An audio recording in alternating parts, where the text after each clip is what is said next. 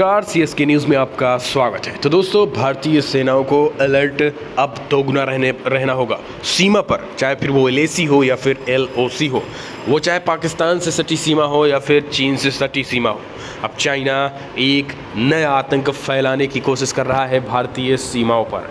दरअसल आपको बता दें, जो बड़ी खबर निकल के आ रही है वो अफगानिस्तान में तालिबान के बढ़ते अस्तित्व को देखते हुए तालिबान और चाइना समझौता करने जा रहा है। जी हाँ, बहुत बड़ी खबर। मुश्किल में अफगानिस्तान सरकार भी आती दिखाई दे रही है, जबकि भारतीय सीमाओं पर टेंशन बढ़ गई है। इसको लेकर सेना प्रमुख ने पाकिस्तान से सटे इलाकों में एक तरीके से चौकसी और बढ़ाने के निर्देश दे दिए हैं। तालिबान चीन को दोस्त की तरह देख रहा है। तालिबान को उम्मीद है कि चीन अफगानिस्तान में विकास कार्यों के लिए मदद करेगा। तालिबान के प्रवक्ता सुहेल शाहीन ने कहा है कि तालिबान चीन को अफगानिस्तान के लिए एक मित्र के तौर पर देखता है और पुनर्निर्माण कार्यों में निवेश के बारे में बीजिंग से बातचीत करने की उम्मीद कर रहा है।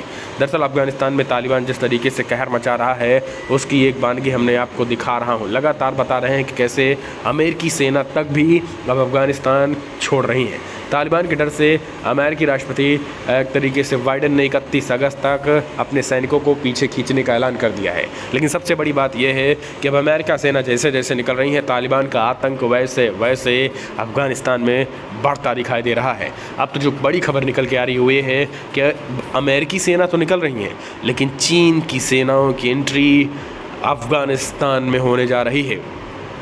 एक तरीके से अफगानिस्तान ही चीन को आमंत्रित कर रहा है। लेकिन अब चीन की दोगलापंथी समझिए, यानी चीन अफगानिस्तान की सरकार के साथ भी है और तालिबान के साथ भी उसका समझौता चल रहा है।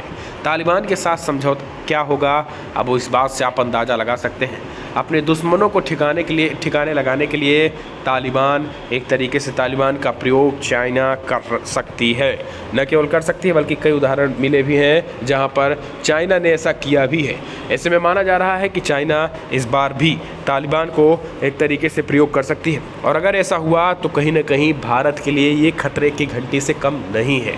इस वजह से अब आपको बता दें कि चाइना को लेकर भारतीय सेनाएं पूरी तरीके से थल सेना चीफ ने भारतीय सेनाओं, चाहे फिर वो पाकिस्तान हो या फिर चीन से सटी सीमाओं पर, वहाँ पर दोनों ने पूरी तरीके से तैनाती बढ़ा दी है। और सेनाओं की तैनाती के साथ भारतीय सेनाओं ने खास करके तालिबान सटे इलाकों में भी चौकसी बढ़ा दी है। आपको बता दें कि तालिबान को लेकर चाइना गलत प्रयोग कर सकता है। एक कारण है कि भारत सरकार ने पहले ही तालिबान के साथ बातचीत कर चुके हैं। अगर बात करें हम तो यूएई में माना जा रहा है कि भारत सरकार विदेश मंत्रालय तालिबान संग मीटिंग कर चुका है।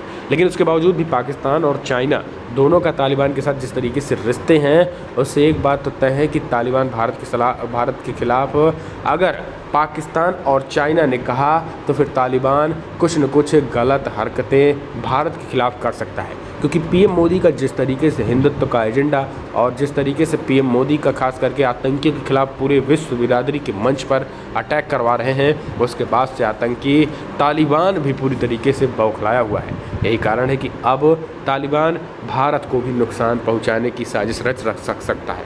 इसलिए दोनों ही सीमाओं पर चौकसी बढ़ा दी गई है। हालांकि दोस्तों, भारतीय सेनाएं पूरी तरीके से अदम्य है और वो किसी भी हरकत से निपटने के लिए तैयार है। और देश की इंडियन आर्मी पे अगर आपको भी गर्व है तो इस वीडियो को लाइक करें। लेकिन जिस तरीके से चाइना और तालिबान का समझौता हुआ, इसे आप कैसे देखते हैं? दरअसल तालिबान के प्रवक्ता ने इस बात को माना है कि चीन से वो संपर्क में है और चीन के साथ वो बातचीत करना चाहता है और चीन के साथ वो मीटिंग भी कर रहा है और चीन के साथ वो पूरा का पूरा डील भी सेट कर दिया है। इससे अफगानिस्तान सरकार भी टेंशन बढ़ गई है। अब अफगानिस्तान समझ नहीं आ रहा है कि चीन की सेनाओं को अफगानिस्तान में बुलाया जाए या फिर नहीं। राष्ट्रपति पूरी तरीके से कंफ्यूज हैं, क्योंकि चीन की दोगलापंथी ये कहीं ना कहीं हर व्यक्ति को ले डूब रही है। तो दोस्तों, फिलहाल इस वीडियो में इतना ही। अगर आप भी मानते हैं कि हमारे देश की अदम्य सेना तालिबान को भी नस्त नाबूद करने में सक्षम है, तो इस वीडियो को लाइक करके अपना समर्थन दर्ज करें। इस वीडियो में इतना ही। जय हिंद, वंदे मातरम।